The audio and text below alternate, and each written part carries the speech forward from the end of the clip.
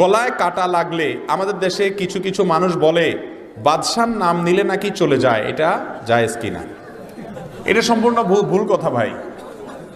বাদশা এত খারাপ হয়ে যায় নাই যে তার নাম শুনলে কাটা চলে যাবে, এগুলো সব অযথা কথাবার্তা। কাঁটা যদি গলায় লেগে যায় ডাক্তারের কাছে যাবেন, চিকিৎসা করবেন, তবে কিছুক্ষণ কাল পরে, নির্দিষ্ট একটা সময়ের পরে কাঁটা, ছোটখাটো কাঁটা এমনিই নেমে যায়, না হলে ডাক্তারের কাছে যাবেন যদি বড় কাঁটা হয়। একটা আমলের কথা অনেকে বলেন, ফালাউলা ইদা বালাগাতিল হুলকুম, এ আয়াত পড়ে ফু দিলে, কাউকে দিয়া মুখে ফু দেওয়াইলে আল্লাহ তাআলা দূর করে দেন, এরকম অনেকে বলেন। এটা ঝাড়ফুঁক, রুকিয়া, কোরআন হাদিসে কোনো বলা হয়েছে এমন কিছু না।